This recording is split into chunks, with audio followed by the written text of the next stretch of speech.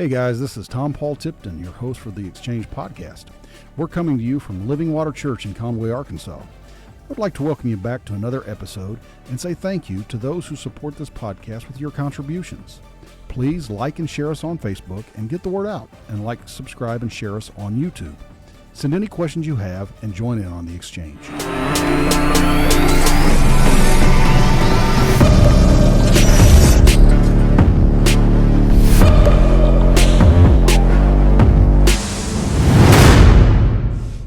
There have been two things that have been happening, and that's all they want to talk about. They, as in, mainstream media and whatnot.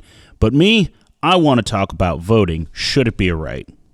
That's kind of heavy. But hi, my name is JaVaughn Iversen. I'm with the Exchange Podcast. It's just going to be me again today. Thomas is working on some business, and he asked me to solo this again. So I will be soloing this week, but he should be back next week. So I want to ask, should voting be a right? I mean, it's a question I'm asking because a lot of people are going to say yes. Now, let me ask you something. Are all votes equal? Rhetorical question, because I think we all know they're not. Not saying that you shouldn't vote.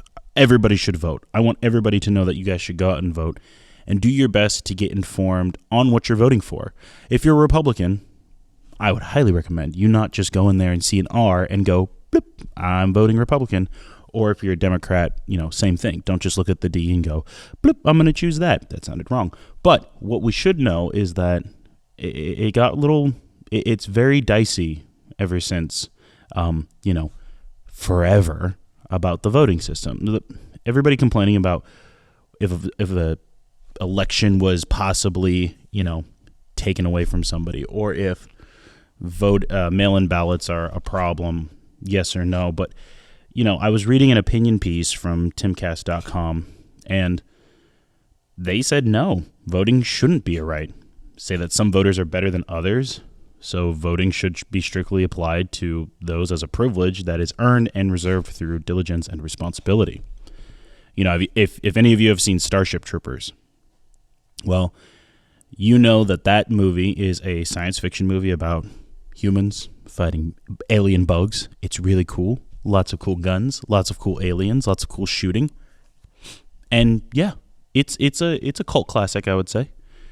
But what they touch on is earning certain rights through service, whether you are a scientist or you go to the military. Spoiler alert, most people go to the military because they're not well-versed in politics or science, so they just go in the military.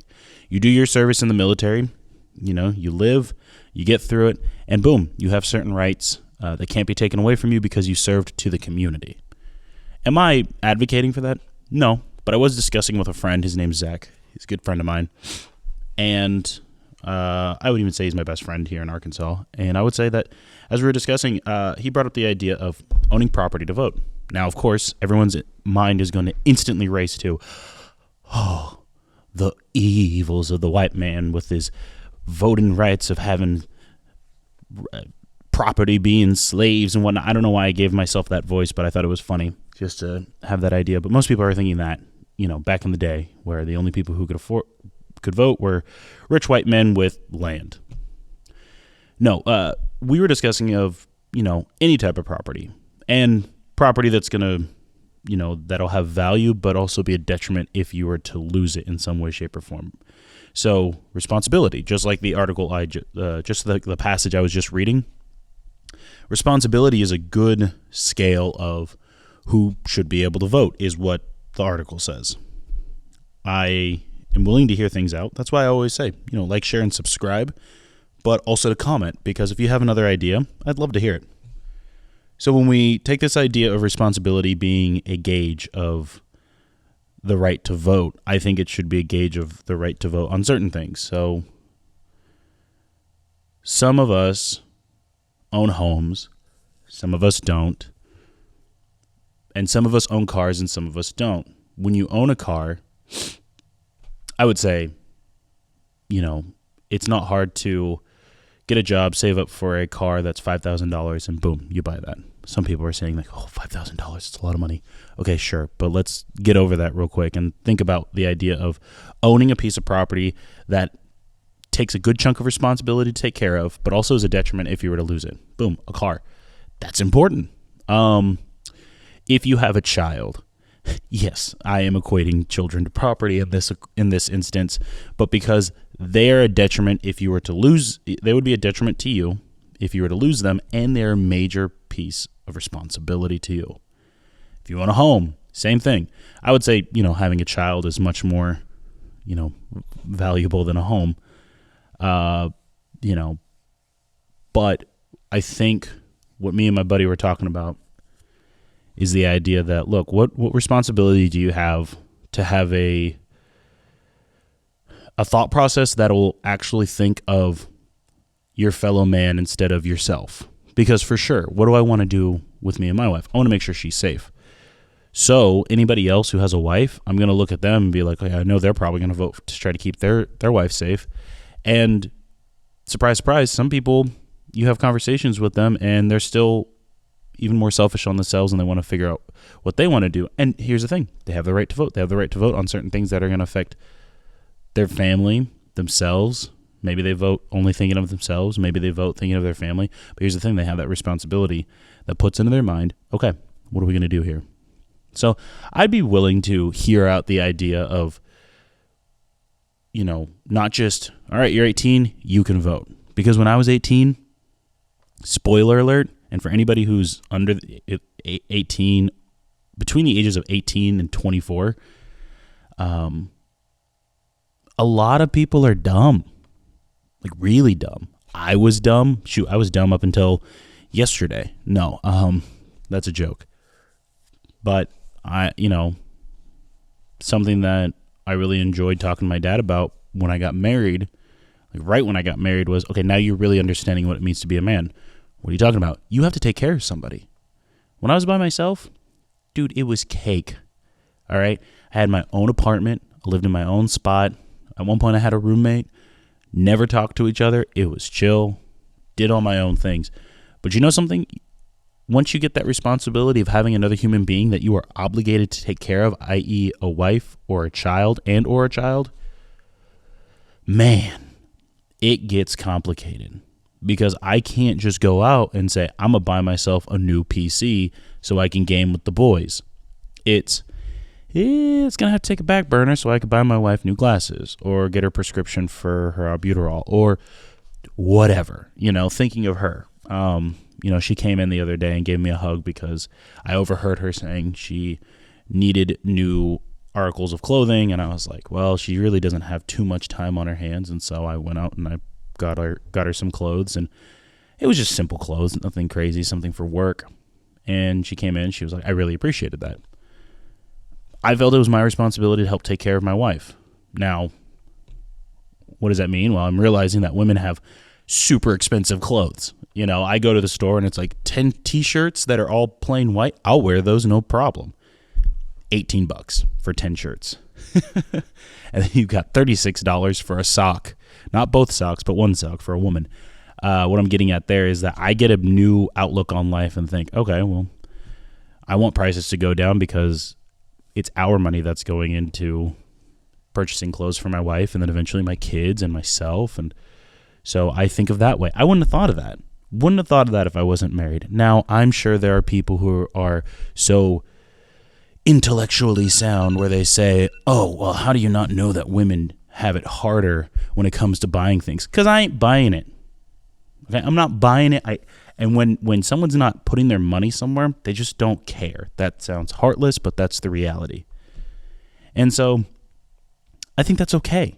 I think it's okay if I don't know how much things are for my wife usually, or I don't know how the next person next to me is paying for things. That's where, me being a Christian needs to come out and start talking to people and getting to know them. So I understand these things. But, let's go back to the voting thing.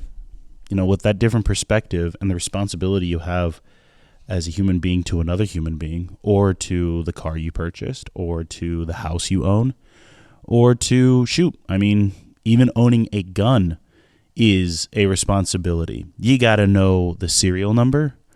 You got to know what caliber it takes. You got to take care of it. If it gets lost, stolen, or whatever, you are responsible to report it, because if somebody does something with that firearm and it's part of a crime and they find the firearm, they look at the serial number and they go, JaVaughn Iversen purchased this gun.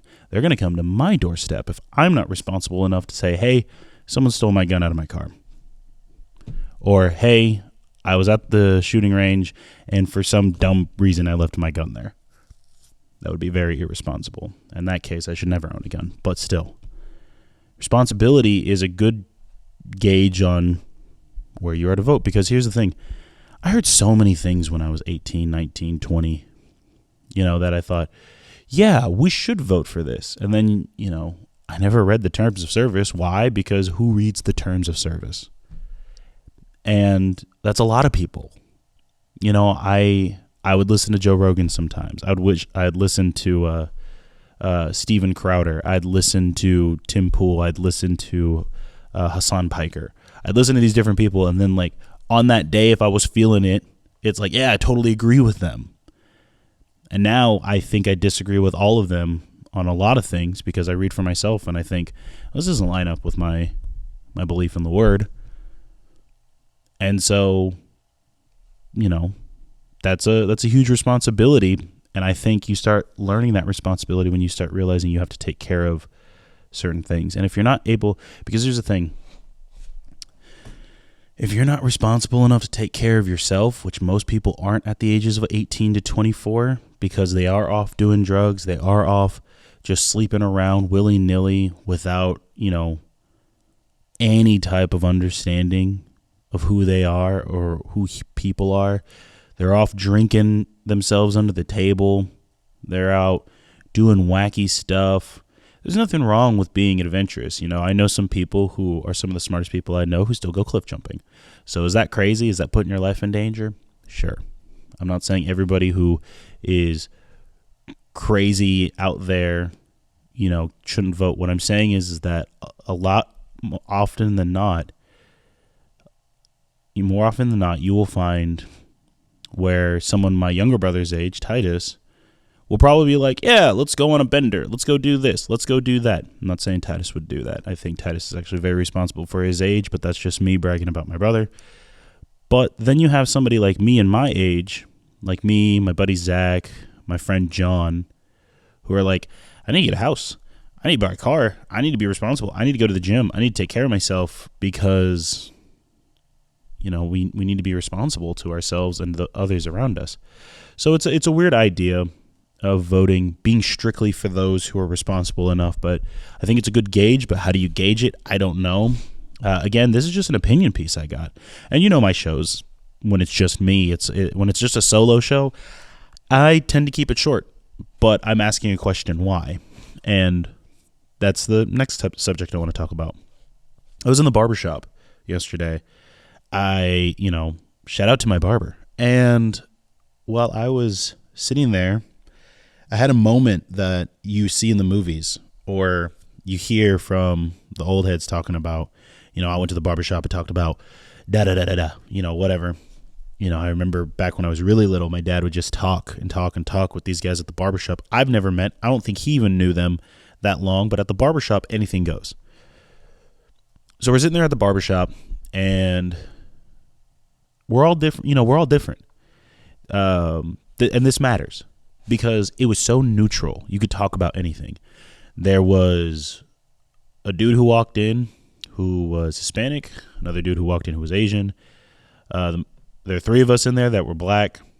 My barber is Hispanic, and a dude who everybody knows is gay walked in, and we're all just talking to each other. And you know something? That's one of those places where men can be men. And I think that's important. Men and women should have their own places where they could just, not forcing you to have a spot, but where you get to choose to be and have conversations. So I was at the barber. We were discussing one of the two major things that everybody's talking about. We were talking about Kanye and his comments. We were listening to a Drake album, and we said, man, this Drake album's great. Sounds good. I'm not really a Drake fan. It's beside the point. But I said, yeah, it's all right. I said, it's crazy how art and the artist can be separated and should be separated, in my opinion. And somebody asked the whole barbershop. Somebody asked the whole barbershop, hey, but what do you think about Kanye? Do you think they're really about to get him? And I said, honestly, I think all of his art, I think that speaks on the genius art side. If you guys have never listened to Kanye, I don't know how you haven't, but back in 2007, all the way up until now, he's had a following of people who are like, yo, this music's great. There are people who just like him and make him overrated on certain things. There's certain albums that do not fit with everybody, but the majority of the time, it just works. He does really well. And I said, you know what? If they want to cancel, if they want to take him off the internet, that's fine. But those of us who still enjoy My Beautiful Dark Fantasy or The Life of Pablo, I like The Life of Pablo. I know not everybody did, but I did. Graduation, I think people say that's probably his best. Some people do, I should say. But you look at those pieces of art, and it's like I don't want those to go anywhere, just because it's good music. I think it's good music. If you don't like it, it's fine. But again, I think it's good music. And what Kanye said, I would never say, but that's because I'm not in this position. I look at things and I go, yeah, it is kind of weird. Yeah, it is kind of funny. But I'm not going to look at a particular group of people and just be like, you are a problem. But then again, I also will say, if somebody says that or is asking like, hey, there's a lot of problems going on, this particular group keeps having their hands dirty on this, I think you should be able to ask it. Because I said this in the barbershop. Everybody can point and go, look at the black community. There's a problem there. You're not getting canceled for that. Shoot, you could say that about, look at all these white people. They can't, you name it. You say something about them, criticize them somehow. That's on the same level as criticizing a particular group from the Middle East who are, some would say God's chosen people. I don't want to get struck or anything. I don't want anybody coming to my door. But you say those about those other two groups, or Hispanics, or Indians, or Chinese, or Japanese, or Koreans, or whatever. Your bank account is not getting closed over that. So my question was, why? What the heck? What the heck is going on? I think because in the barbershop, it switched from talking about Kanye to a very good philosophical question of why. Why aren't people saying why? Why aren't people asking questions? Why aren't people allowed to ask questions? Why are people so quick to say, whoa, you know the rules. We don't talk about them. Sorry, I have a cold. We don't talk about that particular group of people because they are protected. No. No group is protected from criticism. No group is protected from being called out on things that look shady. If somebody said, JaVaughn, you look shady, I'm going to ask, okay, what do I look shady with? And then they say, I saw you looking into cars last night. You looked at two white vehicles. Well, I can explain very calmly and precisely that I own two vehicles. I have a white Honda and a white Volkswagen Jetta. So therefore, what you saw was me looking into my vehicles just to gander because I thought I left my wallet in one of them. And then boom, you've got me explaining things. Somebody came at me with some hard criticism. The criticism was I was trying to break into vehicles. However, I wasn't. And then boom, I'm not going to cancel them. I'm not going to go online and be like, another person saying that a black man is stealing from vehicles. No, it doesn't work like that. You should be able to criticize people. It's okay. Sure, some of the things that are said are harsh, but the thing is, okay, let it happen. All right, I know a lot of people are not talking about this, but But I don't want to talk about Kanye particularly and his beef with people from Israel. All right. My thing is that people are stopping to question why. And don't get me wrong, those of you in the black community, if those of you who are listening are part of the black community, and by that I mean grew up with a black parent, at least one, then you know that the question why is a no-no word. But let me tell you something. As soon as I moved out of the house, I was very reluctant to ask why, but you know what? I said, screw it. I'm going to ask it. Why, Dad? And instead of seeing him get flared up because, usually it's like, hey, why? Because I said so type thing. That's what most parents did for people my age. Well, my dad will now look at me and say, well, you see this, this, and this. You know why? Because my dad knows that I understand things more. Because let's be honest, from the ages of 10 to 20, you don't know too much. And obviously, there's a weird gray zone between the ages of 17 through 20 because some people might move out before then. But when you're in that weird teenage years of your life, I hate to tell you, but your parents know more than you. You may know more about a particular subject that does not pertain to life. But your parents know life. And you know something? I have been called pessimistic, but I do not have a negative outlook on life. But I have a reality check, and that was my parents multiple times. And so I wasn't allowed to ask why. But then I learned how to ask why. And then I was able to get the answers I wanted. And sometimes the answers are, I don't know. And you should be okay with I don't know. Unless you find another thread that may pull you towards something. But don't go looking for things if there's nothing there. If you walk into a blank white room, no doors, no windows, no paint, no nothing, all this type of stuff, and you're looking around and there's nothing there, I don't know how you get into the room, but just sit there until something changes. If the room goes dark, then boom, okay, why does it go dark? Then you can ask that question. But if you're in a blank room, why are the lights on? Okay, good question. But if you can't find out why the lights are on, okay, I don't know why the lights are on, but maybe they'll go off. They never go off. Of course, you can ask those questions, but ask the questions to yourself until you need some help. Look for it for yourself. It is your responsibility to do the research to find something. Hard reality. Your responsibility to research the person you're voting for. Your responsibility to ask why when things don't look good. If a fire breaks out and you see a kid with matches, you have every right to say, why do you have matches and why was there a fire? Did you start the fire? But if it's just a fire and you don't see anything else, then you just go, okay, why did the fire start? You look for the cause. How did this happen? Asking who, what, when, where, and why is very important. But as a society, we need to get back to asking why. Because I really don't think there are dumb questions. I don't think there are bad answers. You have to make the decision if the answers are good for you or not. And trust me, a lot of answers aren't. But that's where we have to be patient. And that's a whole other conversation. Trust me, a whole other conversation down the line.